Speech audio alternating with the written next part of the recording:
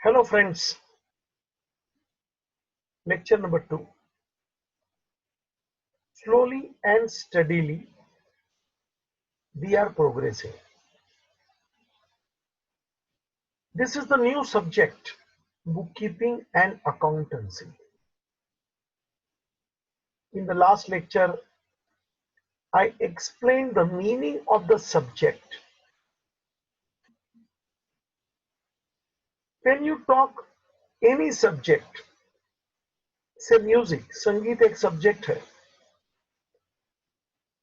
तो उसका सा रे ग ये सब करना पड़ता है, क्या है मालूम करना पड़ता है. केमिस्ट्री एक सब्जेक्ट है, तो उसके जो टर्म्स है H2O यानी वाटर, H2SO4, सल्फ्यूरिक एसिड, उसका जो भी है भैया, but you must know that. सबको नहीं मालूम, लेकिन वहां जो केमिस्ट बैठा है उसको मालूम है कि क्या बोल रहा है. Means each subject is having its terms. Her subject का अपना टर्म्स रहता है. लैंग्वेज रहेगा तो उसका ग्रामर, व्याकरण रहेगा, जो उस लैंग्वेज को ठीक से बनाता है. ऐसे अपने बुककीपिंग अकाउंटिंग सब्जेक्ट की मैं बात चालू करूं तो पहले बोलूंगा there are some terms. Terms यानी टर्मिनोलॉजी. टर्मिनोलॉजी मतलब कुछ शब्द जिसका मीनिंग आपको अकाउंट के एंगल से सोच के लेना है, ऐसे ही लेना है. Please don't refer dictionary meaning. Don't refer dictionary meaning. मैं एक हल्का शब्द देता हूं. एंड यानी अंत होता है. ओके. इकोनॉमिक्स में एंड यानी वांट्स होता है. इकोनॉमिक्स भी आपका एक सब्जेक्ट है.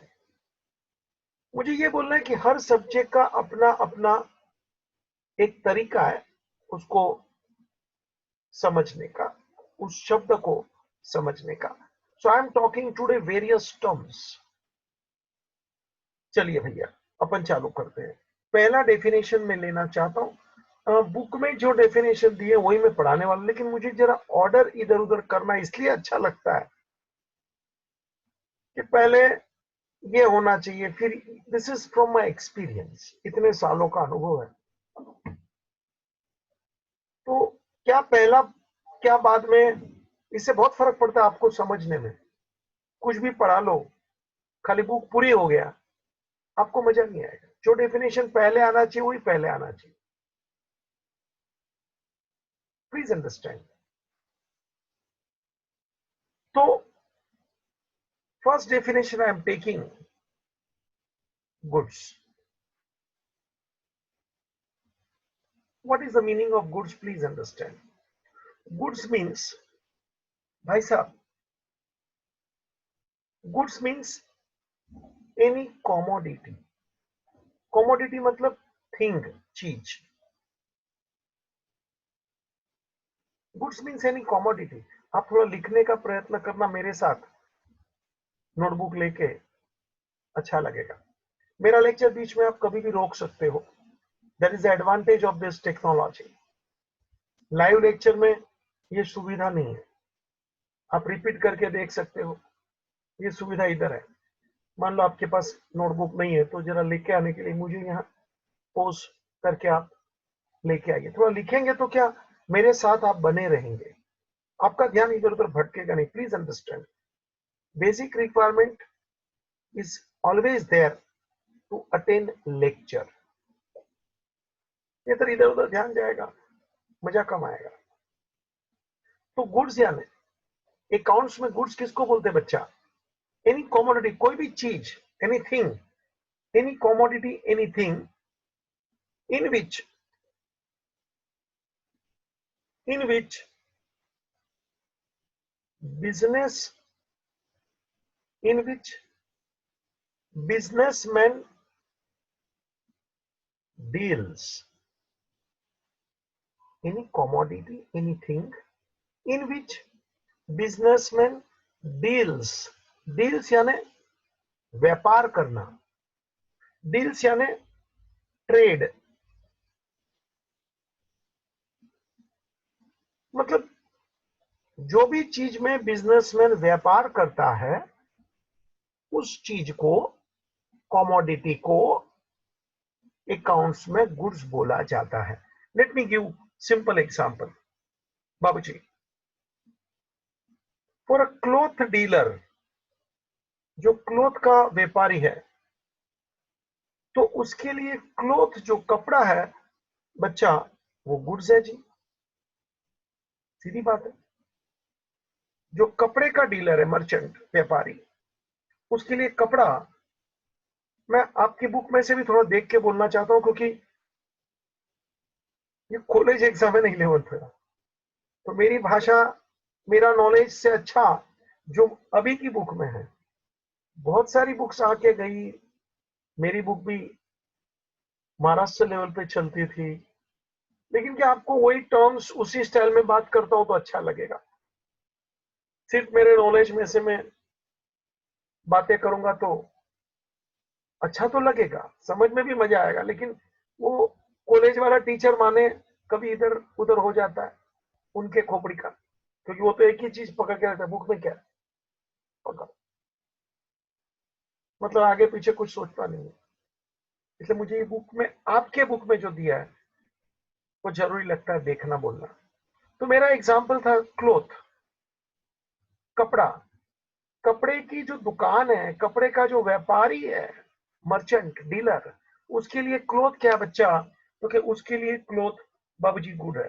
कोई भी थिंग यानी कि आर्टिकल, आर्टिकल यानी चीज, वस्तु बच्चा, जिसमें अपन व्यापार करते हैं, इट इज कॉल्ड गुड। जिसमें अपन व्यापार करते हैं, बिजनेस करते हैं, इट इज कॉल्ड गुड्स। सीधे शब्द में एक दो और एग्जाम्पल पहले मैं दे दूं, तेरे को और अच्छा लगेगा। सीधे शब्द में बात करूं तो ये टेबल, ये चेयर, जरा सोचना, जो फर्नीचर की दुकान है, फर्नीचर मार्ट है, उसके लिए गुड्स है। जरा सोच रहे, अपन रेस्टोरेंट में जाते हैं बच्चा, तो वहां ये इडली डोसा वगैरह वगैरह हम लोग ताबड़तोड़ गर्मा गर्म बना के देते हैं। This is goods for them.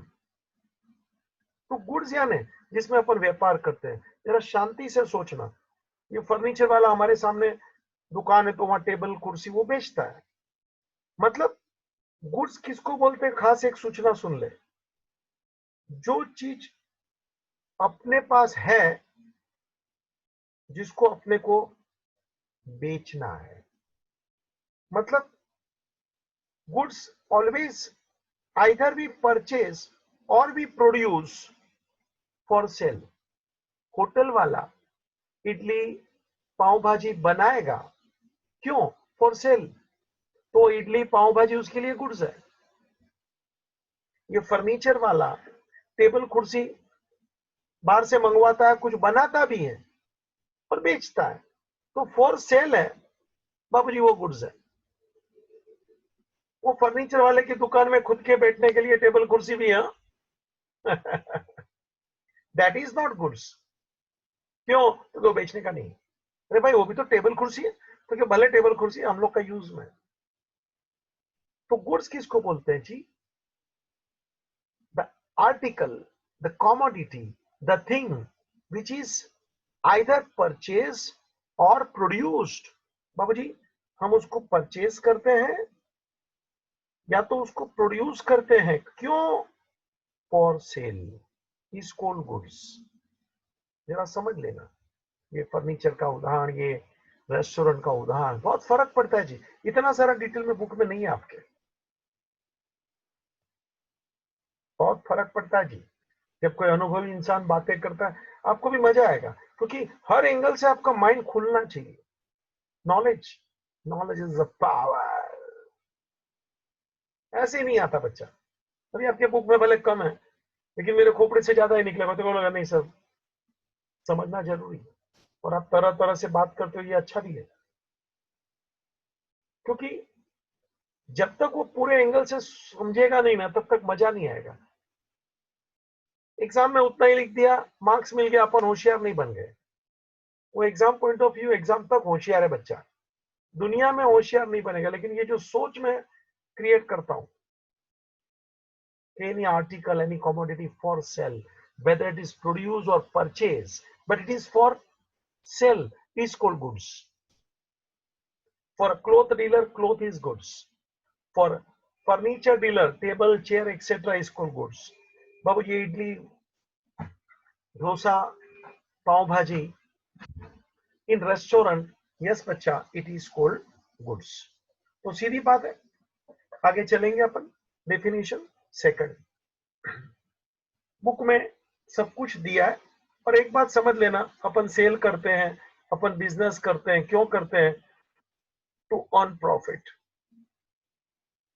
The aim of every business is to earn profit, याद रखना। कोई पूछेगा सर ये अपन खरीदते हैं, बेचते हैं, क्यों? To earn profit, it is my business. सीधी बात है। यहाँ टेलीविजन की दुकान है, रेफ्रिजरेटर वगैरह उन लोग रखते हैं, इलेक्ट्रॉनिक शॉप, तो बाहर से लेके आते हैं, अलग अलग कंपनी से बेचते हैं फॉर प्रॉफिट। तो ये टीवी, फ्रिज, उसके लिए गुड्स है। तो बाबूजी कोई भी चीज अपन जिसमें व्यापार करते हैं, जिसको अपने को बेचना है, जिसमें से अपने को प्रॉफिट कमाना है, yes, it is called goods. मैं दूसरा डेफिनेशन ले रहा हूं, नेक्स्ट, ट्रांजैक्शन। जरा लिखना बेटा, transaction. What is the meaning of transaction? Please understand. Transaction means exchange, लेती देती। देख ले चित्र मेरा बाबूजी। Transaction means, simple word, it involve exchange. बाबूजी अभी एक्सचेंज ऑफ मनी, पैसा का लेती देती होता है, cash received, paid. Transaction of, अभी अपन ने डेफिनेशन देखा, गुड्स, गुड्स अपन परचेज किया, सेल किया। मतलब ट्रांजैक्शन कोई भी चीज का हो सकता है बाबूजी। Transaction of money, goods, furniture, कुछ भी। अपन मनी के सिवा जो भी चीज बोलेंगे, कि अपन फर्नीचर की बात करते, अपन मशीन की बात करते, तो ये सब चीज पैसा रिप्रेजेंट करता है। गुड्स, फर्नीचर, मशीन, एक्सेट्रा, इसको बोला जाता है money's worth. Money's worth means which represent money value, which represent money value. देखो पैसा तो पैसा है ही, लेकिन अपन फर्नीचर बोले, मशीन, तो क्या बाबू जी ये मशीन तो 5 लाख का है, it represent money 5 lakh. So transaction of goods, money, furniture, कोई भी चीज का, तो एक शब्द बोल दिया, transaction of money or money's worth, that is called transaction. जरा आगे सुनते जाना बाबूजी। पैसा आया गया, गुड्स खरीदा, बेचा, लेती देती, yes, it is exchange. Exchange is called transaction. Now please make it clear when I say transaction. बाबूजी ये जो भी ट्रांजैक्शन बिजनेस में होते हैं, ऑल बिजनेस ट्रांजैक्शन अपन बुक्स में लिखते हैं। बिजनेस की बुक होती है, उसमें अपन लिखते हैं, मतलब रिकॉर्ड उसमें रखते हैं। We write down all the transactions in the books of accounts. बाबूजी बुक्स में हम लोग लिखते हैं क्या खरीदा, क्या बेचा, कितना पैसा आया, कितना पैसा गया, चेक आया, फर्नीचर खरीदा, मशीन बेचा, सब लिख भाई। ये सब क्या है? ट्रांजैक्शन, लेती देती, it is exchange. all the business transactions, yes, we supposed to write down. We supposed to write down in the books. अपने को बुक में लिखना चाहिए। याद रखना, सब ट्रांजेक्शन अपने को चाहे पैसे के हो चाहे मनीज वर्थ के हो, we should write down in the book. जरा मुझे थोड़ा बोलना है, बुक से मैं हट के बात करूंगा क्योंकि थोड़ा उधर गलत है टेक्स्ट बुक में। बाबू जी, जब मैं ट्रांजेक्शन बोलता हूं तो one is the cash transaction. Transactions can be classified into one cash transaction. Cash transaction यानी क्या? सीधी बात है, रोकड़े में। बाबू जी, money is paid or received on the spot.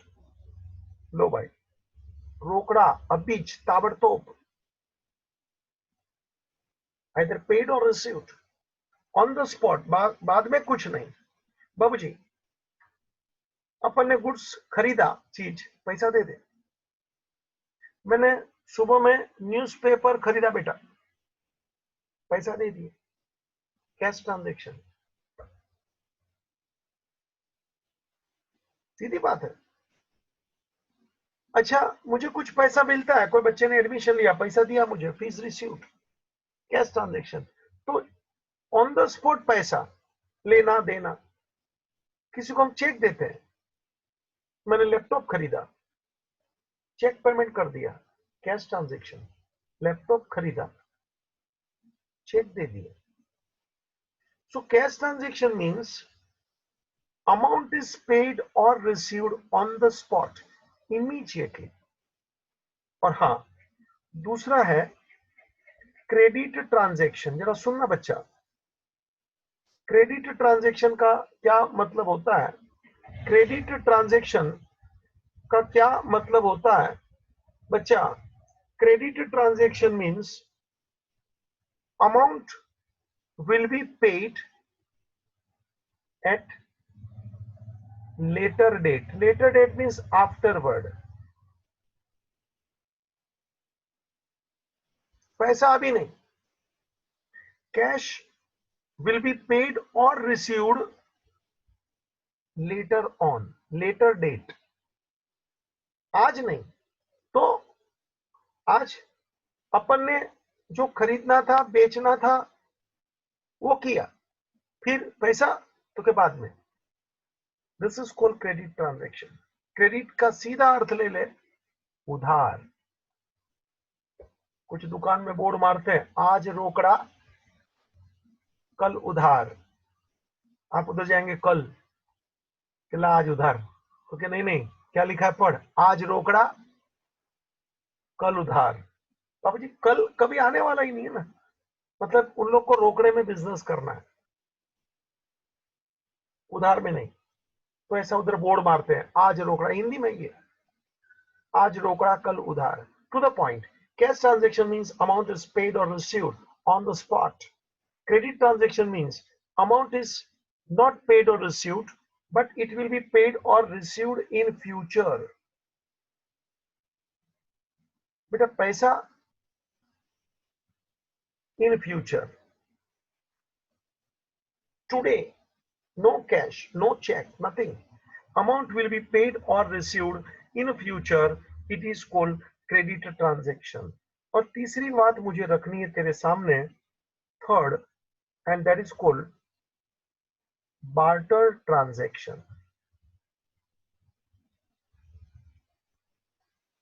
Barter transaction मतलब, बार्टर का क्या मतलब होता है जरा सुनना। देखो,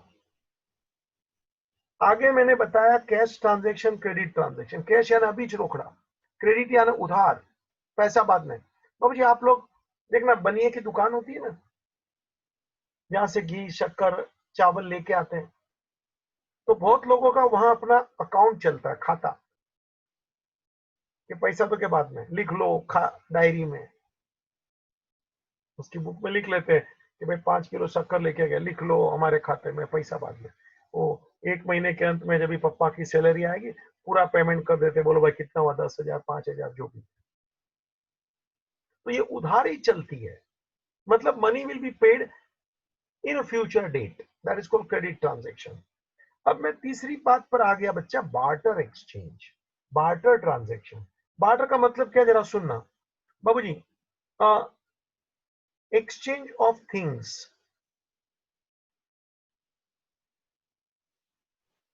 एक्सचेंज ऑफ थिंग्स मतलब there is no involvement of cash.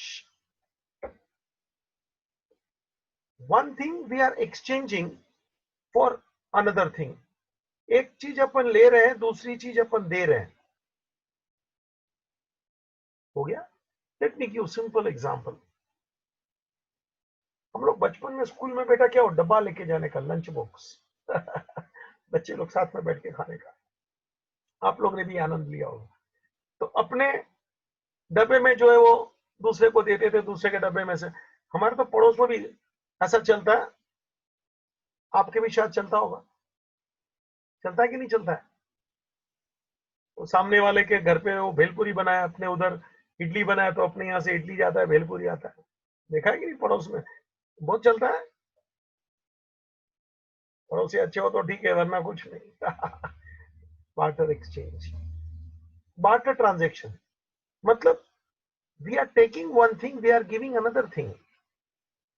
अब जब गुजराती लोग है ना, ये कपड़ा जूना हो जाता है ना, तो वो कुछ निकलती है, वो कपड़े वाली बर्तन वाली, उसको बुला के देते हैं, तो उसको कपड़ा दे देते हैं, शर्ट पैंट जो भी है, पंजाबी आप लोगों का जो भी है, और वो अपने को वो स्टील का डब्बा देगी, प्लास्टिक का कुछ डब्बा देगी, ऐसा वगैरह बर्तन देती है। क्या हो रहा है ये, बार्टर ट्रांजेक्शन।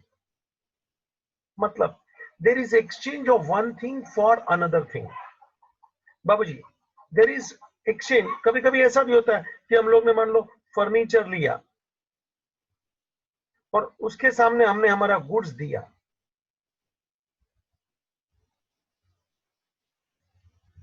तो फर्नीचर आया, गुड्स गया। अपन जिस चीज का बिजनेस करते हैं, अपन ने उसको दे दिया वो चीज, मान लो कपड़ा या तो कुछ भी, स्टेशनरी का अपना व्यापार है, तो एक चीज लिया, सामने दूसरी चीज दे दिया, एक्सचेंज हो गया, ट्रांजेक्शन खत्म। कोई विचार करेगा सर इसको भी बुक में लिखना चाहिए क्या, ऐसा एक्सचेंज किया तो, क्योंकि आपने बताया बुक में लिखो, to write down, to record. Yes, even the barter transaction must be recorded in the books, my dear। सीधी बात, जरूरी है ना कि आपके पास फर्नीचर आया और आपने उतने अमाउंट का गुड्स उसको दिया, मोरलेस एक प्रकार का रोकड़ा ही हुआ ना, कि जो अपन फर्नीचर लेते हैं बच्चा, ये रहा देख, फर्नीचर लिया, अपन ने उसको गुड्स दिया, अपने को मालूम है कि फर्नीचर 5,000 का है और अपना गुड्स भी 5,000 का है, तो उसको भी मालूम है, अपने को भी मालूम है, और ये एक्सचेंज हो रहा है। कोई लेक ऑफ नॉलेज नहीं है बच्चा, दोनों को मालूम है। मैं फर्नीचर ले रहा हूं 5,000 का, बदले में उसको अंदाजित 5,000 का गुड्स दे रहा हूं। तो ये barter exchange finally it is the exchange of any article, anything, of course it represents money, इसको बोलते हैं मनीज वर्थ। अभी थोड़ी देर पहले शब्द डाला था, मनीज वर्थ। अल्टीमेटली सबको मालूम है ना, तो लेने वाले को, देने वाले को, कि भाई ये एक्सचेंज 5,000 का होता है। सोच लो, बिजनेस है ये बच्चा। तो finally we know nobody is doing business for loss। सोच लेना, कहीं ना कहीं उनके दिमाग में प्रॉफिट कमाना ही होता है जी। तो transaction, cash transaction, credit transaction उधार, पैसा बाद में, एंड बार्टर ट्रांजेक्शन के लेती देती आमने सामने हो गई। फर्दर मुझे एक और डेफिनेशन लेना है प्लीज। Next, asset. आपकी बुक में ये डेफिनेशन पेज नंबर 10 पे है। मैं आगे वाली पिछाड़ी कर रहा हूं क्योंकि ऐसे ही पढ़ना चाहिए। इन लोगों ने ऐसा डेफिनेशन दे दिया, अभी मैंने गुड्स पढ़ाया नहीं है, पहले उसने गुड्स की बात बोल दिया कि ट्रांजैक्शन ऑफ गुड्स, मगर गुड्स तो मालूम नहीं है, तो पहले गुड्स का डेफिनेशन दो, फिर ट्रांजैक्शन बोलो, ट्रांजैक्शन में गुड्स लाइए, जरूरी है ना, मालूम तो पड़ना चाहिए, एक ऑर्डर होना चाहिए। ठीक है, अभी बुक में जो भी है मैं सब कुछ खत्म करूंगा धीरे धीरे करके, खाली जरा ऑर्डर को संभाल लेना। और मैं भी देख देख के पढ़ा रहा हूँ कि कुछ छूट नहीं जा रहा है क्योंकि उन्होंने तो छाप दिया, बच्चे को पढ़ना है। और मेन चीज, सही पढ़ाने वाला होगा ये समझेगा कि इसको पहले ये देना चाहिए, फिर ये देना चाहिए, फिर ये देना चाहिए। खाने में भी अपन कैसे खाते हैं, है ना, स्टार्टर, सूप, सलाद, मेन कोर्स, है ना, फिर डेजर्ट, आइसक्रीम, ये वो सब मिठा, ये क्रम में हो तो अच्छा लगता है ना, कुछ भी कभी भी थोड़ी चलता है, अच्छा नहीं लगता। तो मैं एक प्रॉपर ऑर्डर में जाऊंगा, सब कुछ कवर कर लूंगा, you don't worry, I am responsible to cover up and complete everything perfectly. Please rest assure, विश्वास रख। एचएमओ बच्चा, assets, asset means simple word में प्रॉपर्टी, संपत्ति, वेल्थ। हाँ, सिंपल एग्जांपल ले लेना, लैंड होवे, बिल्डिंग होवे, मोटर कार होवे, प्लांट, मशीन, बच्चा सब कुछ etcetera, furniture, computer, everything my dear. Yes, these are the asset. Asset means property. बाबूजी, मुझे खास एक बात बोलना है, व्हेन आई से एसेट, एसेट मीन्स प्रॉपर्टी। ये सब मोटर कार, मोटरसाइकिल, ये सब बाबूजी अपना प्रॉपर्टी है। What is the difference, basic difference between goods and asset, जरा समझ लेना। बाबूजी, मैंने थोड़ा हल्का फुल्का आइडिया दिया था, जब भी हम गुड्स बोलेंगे इट इज फॉर सेल, जब हम एसेट बोलेंगे it is not for sale, it is for use purpose, it is not for sale. सोचना बाबूजी, मैंने 2 मिनट पहले फर्नीचर की दुकान की बात बोला, वहां फर्नीचर है, टेबल कुर्सी वगैरह, तो उसके लिए वो गुड्स है, लेकिन वहां टेबल कुर्सी उसके खुद के बैठने के लिए भी था, वो तो कि वो सर उसका गुड्स नहीं है, वो उसका एसेट है। One more simple example, in your school benches are there, tables are there, chairs are there. हाँ, तो वो काय के लिए है, फॉर यूज, मतलब वो बेंचेस वगैरह क्या है, एसेट। और वही बेंचेस, वही टेबल चेयर फर्नीचर मार्ट में जब पड़ा है, गुड्स है। बाबू जी, आपके पास आपकी कार है, जो भी, मारुति हो, जो भी हो, आपकी कार है, आपकी बच्चा प्रॉपर्टी है, आपका एसेट है। लेकिन वही कार वो जब शोरूम में थी तो कि सर वो गुड्स है। So what is the basic difference between goods and asset? बाबूजी, both are property, सीधी बात है, संपत्ति तो है, लेकिन एक बेचने के लिए, एक बेचने के लिए नहीं है।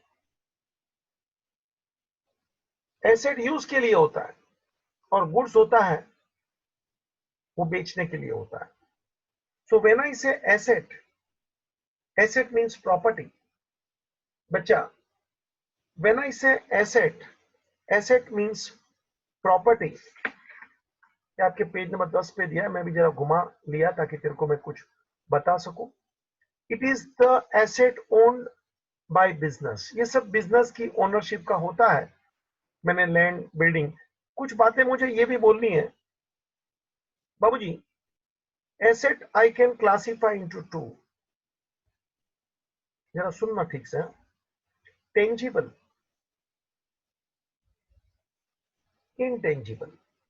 बुक में इतना ज्यादा नहीं दिया है, मगर मजा तो ऐसा सीखने में ही आएगा। टेंजिबल मतलब आपको जो दिखता है, you can see, you can touch, that's your property, furniture, machine etcetera, है ना, motor car etcetera, it is tangible. बाबूजी, there are some property, there are some assets which are intangible, जिसको तू टच नहीं कर सकता है, देख नहीं सकता है। ऐसा भी प्रॉपर्टी होता है क्या? हे बाबू, तेरे अंदर ब्रेन है ना? है ना? दिखा, तो से दिखाएगा कैसा? है ना? That is your property, intangible. तेरे पास इंटेलिजेंस है, तेरे पास स्किल है, मेमोरी पावर है, ये दिखा थोड़ी सकते हैं हम, तो आपका चेहरा देखता हूं, मगर वो है। Let me come to business यार, ये पर्सनल अंदर की बात जाने दे, खोपड़ी खोपड़ी। बाबूजी, बिजनेस में भी ऐसा प्रॉपर्टी होता है, फॉर एग्जाम्पल पेटेंट राइट। जरा सुनना, ये पेटेंट क्या होता है, थोड़ा एक्सप्लेनेशन दे देता हूं, बुक में कुछ नहीं मिलेगा।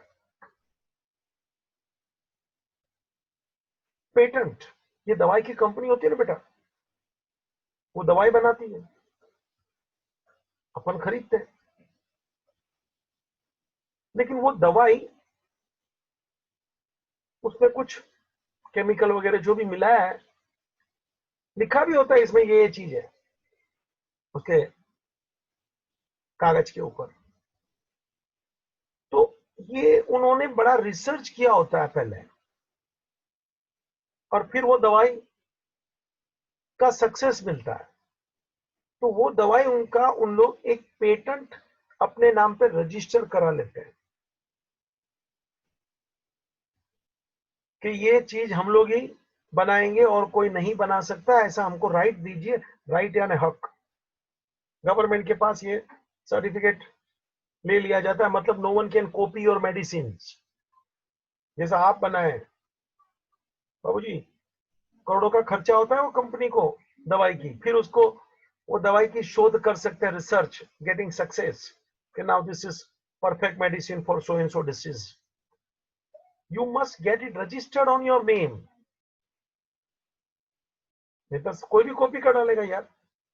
तो आपके नाम पे वो रजिस्टर हो गया, वो चीज आप ही बना पाएंगे, वो आपका हक बन गया। वो क्या है रे? Patent right. ऐसे बहुत सारी चीज बोलना चाहता हूं। कॉपी राइट, बेटा अभी तो हम लोग ये बुक नहीं लिखते हैं, क्योंकि बंद कर दिया, क्योंकि गवर्नमेंट की बुक आई। सालों तक ये मेरी बुक चलती थी, हितेश मेहता की, और इसमें हम लोग ने भी हमारा कॉपीराइट रखा था। What is the meaning of copyright, please understand. देखो यहाँ एक सी करके लिखा है, सी फॉर ऑथर। में जरा उसके ऊपर राउंड करके दिखाता हूं तेरे को, इसको बोलते हैं कॉपीराइट। स्टार मार्क किया हूं और बाजू में हल्का सा राउंड किया हूं, शायद तेरे को दिख पाए। मैं इसको बड़ा करने का प्रयत्न करता हूं। इसको बोला जाता है कॉपीराइट। देख, मैंने ऐसा लगाया है, ये रहा इधर, ये, और हमने सी ऐसा लिखा होता है, ऑथर। मतलब इसमें से कोई कॉपी नहीं करेगा। ये बुक मैंने गवर्नमेंट के पास मुझे रजिस्टर कराया था, करना पड़ता है। कोई भी कॉपी कर लेगा, मतलब क्या, हमने इतना मेहनत किया होता है, और वो कॉपी करके जेरोक्स करके छापेगा। सर की बाहर बुक 200 में मिलती है, चलो हमसे 150 में लो। दुनिया है यार, उसको अक्ल नहीं है कि सर ने कितना मेहनत किया होगा, जीवन निकाल दिया होगा इतना जमा करने में, पढ़ पढ़ के, और फिर कुछ लिख पाया होगा, तो उसको कुछ इनकम मिलना मांगता है। बस ऐसा कोई भी कॉपी कर देता है, तो बाबा जी copyright, to the point. Let me continue with my topic. बहुत सारे राइट मिलते हैं, patent right, copyright, trademark right. ये हक होता है, ये जो हक है ना, trademark right, copyright, pattern design, ये सब अपने हक है बच्चा।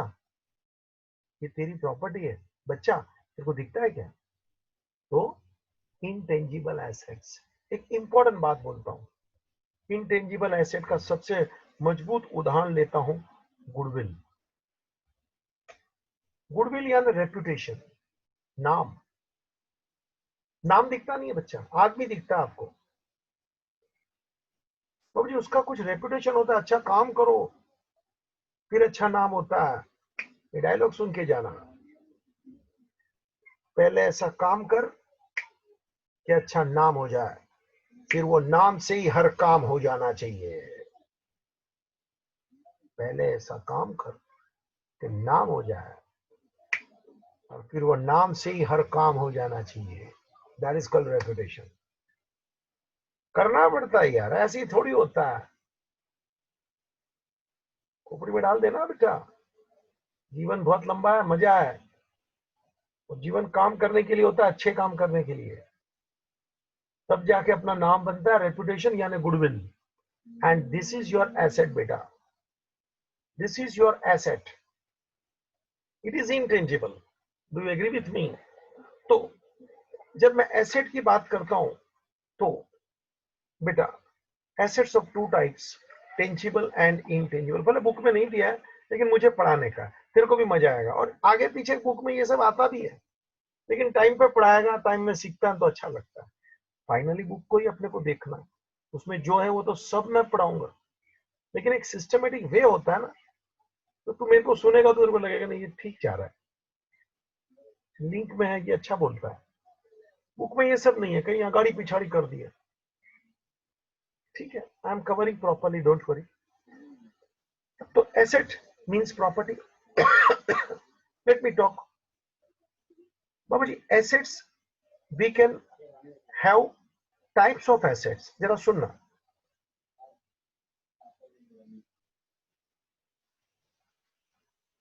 बाबा जी एसेट्स का क्लासिफिकेशन मैंने किया था, tangible, intangible. Now types of assets, जरा सुनना। One, fixed asset, fixed asset. Second, current asset. And third, fictitious assets.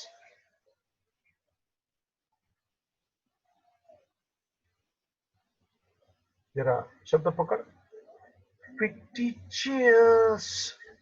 ओ, ओ, ओ, ऐसा वो टकराते हैं ना ग्लास को, cheers, ये fictitious, च श मिल के बोलता है fictitious assets। बाबूजी,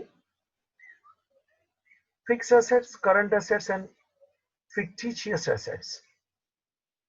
वो ऐसा हो पिक्चर में देखा मैंने, चीयर्स करते हैं ना बच्चा, क्यों करते मालूम है क्या? चल टाइम पास कर लेता हूँ, तेरे को भी मजा आएगा। Knowledge is the power. हम तो जैन लोग हैं, जय जिनेन्द्र। कांदा बटेटा भी नहीं खाते हैं, शाम को जल्दी खा लेते हैं। हमारा कुछ लाइफस्टाइल अलग है, शांति, सिंपल लिविंग, हाई थिंकिंग। लेकिन ये सब हम क्या पढ़ता बहुत हूं ना तो बहुत कुछ मालूम हो गया। चेस क्यों करते हैं वो, जैसे अपन वो शरबत पीते हैं, चाय वगैरह पीते हैं, तो वो शरबत दिखता है, आंख को दिखता है कि लाल है हरा है, आंख आनंद लेता है। जैसे नजदीक आता है तो उसकी खुशबू आती है, चाय वगैरह की भी हमारा खुशबू आती है भाई। आंख खुश, नाक खुश हो गया, फिर हाथ से पकड़ा है तो अपने को अच्छा लगता है, और ग्लास गर्म होता है तो ठंडा होता है। स्पर्शेंद्रिय खुश, चुस्की लेते हैं, अरे जबान दीवान खुश, मुंह खुश है। आंख ने आनंद लिया, नाक ने आनंद लिया, हाथ ने, ये स्पर्शेंद्रिय ने आनंद लिया है, जबान मुंह ने आनंद लिया। अल्लाह, कान को कुछ नहीं मिला है? तो उसको भी कुछ मिलना चाहिए ना। तो अपन ऐसा जाम टकराते बोलता है चीयर्स, आवाज आता है, चीयर्स बोलते हैं तो कान को भी लगता है मुझे भी कुछ मिला। That is cheers. बाबूजी जैन आदमी हो वंस अगेन, मेहरबानी करके, मेरी इमेज अलग है और सचमुच ऐसा भी नहीं है कि सारा बोलता होगा अंदर से कुछ और होगा। पब्लिक है ना आजकल, सब होता है, बट प्लीज चोखा मानुस। चल, फिक्टिशियस जानकारी, नॉलेज देता है, आनंद देता है। Types of assets, one is fixed asset, second is current asset, and third is fictitious, I am explaining everything, don't worry. बाबूजी, फिक्स एसेट किसको बोलते हैं? The life of asset is more than 1 year is called fix asset. बेटा सोच लेना, मतलब जिसकी long life है, long term, building, motor car, machine, ये सब बताया ना तेरे को, ये सब लॉन्ग। तो बाबूजी, कार, बिल्डिंग, लैंड, ये सब फिक्स एसेट है। The benefit of that we get for more than 1 year, benefit we get for more than 1 year।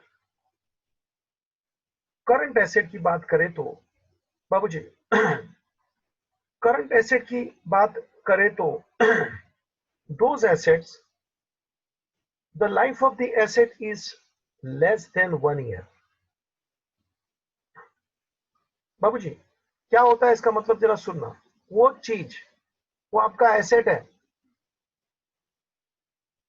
बाबूजी, लेकिन वो आपके पास 1 साल से ज्यादा रहने वाला ही नहीं है।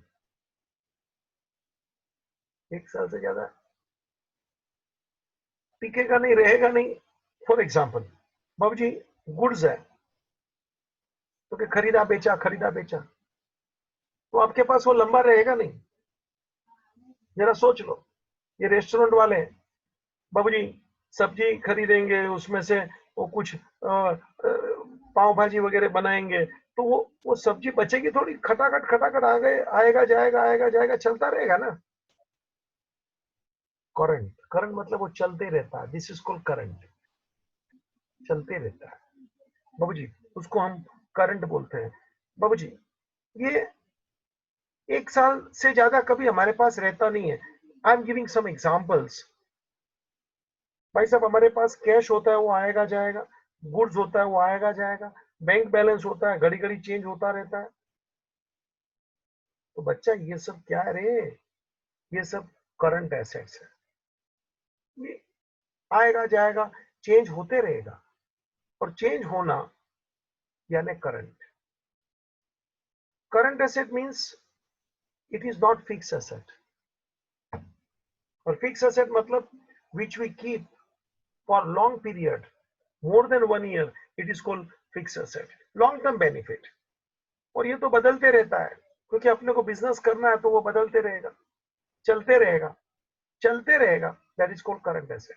And what is the meaning of fictitious asset? जरा सुन लेना, what is the meaning of fictitious asset, जरा सुन लेना बाबूजी। इसका नाम है फिक्टिशियस, मीनिंग बनावटी, फिक्टिशियस। बाबूजी, सच्चा फूल होता है ना, खुशबू देता है, नेचुरल। फिक्टिशियस, बनावटी। तो आप बोलेंगे सर, ये फिक्टिशियस एसेट यानी बनावटी एसेट? हाँ, जो एसेट है ही नहीं फिर भी अपने को एक बार मान लेने का एसेट है। फिक्टिशियस का ये मीनिंग सुना रहा हूं रे, एग्जांपल दूंगा, एक्सप्लेनेशन दूंगा। सो फिक्टिशियस एसेट्स बोल, ऐसे शब्द का मीनिंग फिक्टिशियस यानी बनावटी, which is not real, which is not natural. ये शब्द मैंने फिक्स एसेट, करंट एसेट में नहीं बोला, इसका मीनिंग बताया। फिक्टिशियस का पहले हल्का फुल्का मीनिंग ले ले, बनावटी चीज, बनावटी एसेट, जो वास्तव में एसेट आपकी है ही नहीं, फिर भी उसको एसेट करके बोला जाता है बाबूजी। It is not represented by, मैं जरा अगले पेज पे ले लेता हूं। फिक्टिशियस एसेट बच्चा, it is not represented by any tangible, it is not tangible, इसको आप टच कर नहीं सकते, इसका फिजिकल एग्जिस्टेंस नहीं होता है। It does not have any possession, no possession, it is not tangible, उसको स्पर्श नहीं कर सकते बाबूजी। It is not physical property. आप बोलेंगे sir, not tangible, not, no possession, no physical, तो ये है क्या बाबूजी? It is fictitious. फिक्टिशियस का मतलब सीधी बात में बोलूं तो इमेजिनरी, काल्पनिक, जो सच्चा नहीं है बाबूजी, बनावटी है। लेट मी गिव वन और to examples, you will understand. जरा समझना, मैंने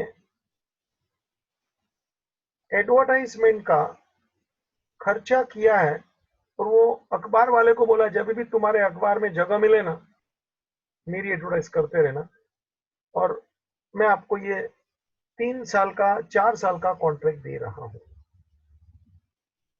और हम लोग ने लमसम इतने पैसे में ऐसा नक्की कर डाला।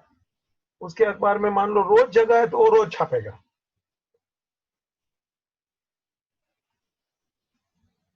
अब सोच लो, ये पैसा 4 साल तक के लिए मैंने उसको दे दिया, तो मेरा भी फायदा हो सकता है, उसका भी फायदा हो सकता है। हम लोग ये सस्ते में कर लेते हैं, क्योंकि जब भी अखबार में जगह आएगी तो मुझे छाप देगा, तो उसको भी मेरे पास से पैसा मिल जाता है, और मैं समझता हूँ 4 साल तक अपना एडवर्टाइज चलता ही रहेगा, एक में तो दूसरे दिन आएगा ही। दोनों अपना अपना फायदा सोचते हैं, तो किसका फायदा कम होएगा ज्यादा होगा तो 4 साल के बाद में मालूम पड़ता है ना। रियलिटी तो तभी मालूम पड़ेगी कि सर 4 साल तक आपने कॉन्ट्रैक्ट दे दिया इतना पैसा में। अभी उन लोग उतना कॉन्ट्रैक्ट बोलते हैं कि कम से कम इतनी बार तो छापेंगे, 100 बार वगैरह 4 साल में। 365 दिन होता है भैया एक साल में, तो उतना तो मेरे को मालूम है, फिर भी और भी आएगा ऐसा करके मैंने उसको पैसा डबल दे दिया, मगर 4 साल तक का कॉन्ट्रैक्ट पक्का।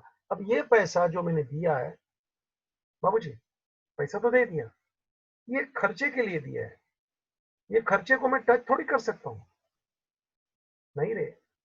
इसको ऐसा कुछ पोजेशन, ये कैलकुलेटर है, आई पोजेस दिस कैलकुलेटर बोल सकता हूँ, आई पोजेस।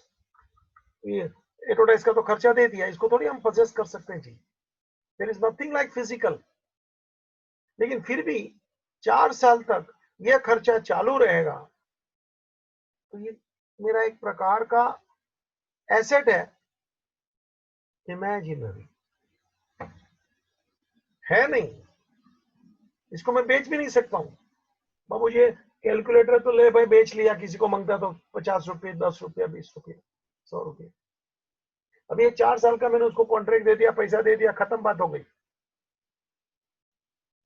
अभी मेरा वो एडवर्टाइज करता रहेगा। अभी ये कोई मेरा एसेट नहीं है, कोई लैंड बिल्डिंग जैसा, ये कोई मेरा एसेट नहीं है, कैश बोलो, बैंक बैलेंस बोलो, स्टॉक बोलो, गुड्स बोलो, ऐसा तो ना ये फिक्स एसेट है, ना ये करंट एसेट है। फिर भी ये कहीं ना कहीं तो मेरी प्रॉपर्टी बनती है, 4 साल तक मेरा काम चलता रहेगा। This is called fictitious asset. Fictitious मतलब बनावटी, जो वास्तव में नहीं है मगर फिर भी वो है, ये अपन मान के चलते हैं।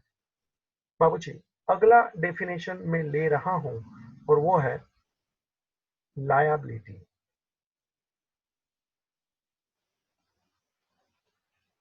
भाई जी जरा देख लेना, पहला डेफिनेशन मैंने आज आपको पढ़ाया, गुड्स ट्रांजैक्शन। ट्रांजैक्शन भी अलग अलग प्रकार के बताए, कैश, क्रेडिट, बार्टर ट्रांजैक्शन। फिर तीसरा डेफिनेशन एसेट। एसेट में भी टेंजिबल, इनटेंजिबल, आगे चल के fix asset, current asset, fictitious assets, ये था अपना तीसरा डेफिनेशन।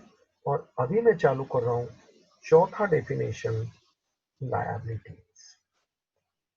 लायबिलिटीज, लायबिलिटीज का मतलब होता है the amount payable, the amount payable by the business. सुन ले बच्चा, amount payable by the business. Payable मतलब मुझे किसी को पैसा चुकाने का है, चुकाने का बाकी है, तो मेरी लायबिलिटी बनती है बच्चा। मान लो गवर्नमेंट का मेरे को टैक्स चुकाना है, टैक्स पेबल टू गवर्नमेंट। तो सर आपको पैसा चुकाना है गवर्नमेंट को, तो ये आपकी लायबिलिटी बनती है सर जी। मैंने बच्चा बैंक से लोन लिया था, तो इसको वापस करना पड़ेगा, तो सर करना पड़ेगा। This my liability. Any amount payable. बाबू जी, मैंने मान लो 4 महीने का भाड़ा नहीं भरा ये ऑफिस का, तो क्या सर जी आपको भरना पड़ेगा? हाँ, ये चुकाया नहीं है, not paid. Rent was not paid for last 4 months। लो भाई क्या करने का है? तो सर जी चुकाना पड़ेगा ना। तो वो पैसा मेरा क्या है जी? Liability. So liability means the amount which is payable. In simple word, I am यानी कि business is in debt. Debt यानी कर्जा, डेट कर्जा, कि मैं कर्जे में हूं, मतलब वो पैसा मुझे उसको देना पड़ेगा। बाबू जी, तो अपने को वो पैसा चुकाना है किसी और को, चाहे गवर्नमेंट हो, चाहे बैंक का लोन हो, चाहे वो मकान मालिक को भाड़ा चुकाना है। बाबू जी, तो ये सब मेरा लायबिलिटी है। कोई खर्चा बाकी रह गया, रेंट बोला ना, ये एक्सपेंसेस, इसको बोलते हैं आउटस्टैंडिंग। आउटस्टैंडिंग यानी बाकी। बोला ना, रेंट वॉज नॉट पेड, मतलब that expenses was outstanding, it was not paid बच्चा। तो उसको अपन लायबिलिटी बोलते हैं। आगे मुझे बोलना है, there are types of liabilities. बच्चा, कोई भगाने की इच्छा नहीं है, आराम से एंजॉय द लेक्चर। इधर बहुत कुछ जाना चाहिए, बाय हार्ट मत करना। मेरी कोई भी बात तेरे को ऐसे नहीं लगे बाय हार्ट करो, एक समझदारी में क्रिएट करता हूँ। इतने सारे एग्जाम्पल देता हूँ बेटा, बुक में कुछ नहीं है। उसका एक तरीका ठीक है पढ़ने का, वहां से भी ये सब सिमिलर ही है, लेकिन तरीका मेरा अलग है, मेरी स्टाइल अलग है, मेरे एग्जाम्पल्स अलग है, द वे ऑफ प्रेजेंटेशन। और कुछ ज्यादा बातें कर लेता हूँ जहां जरूरी है। ठीक है, इट टेक्स टाइम। हर अच्छी चीज निर्माण करने के लिए समय लगता है। चल बेटा, ending the meeting, thank you.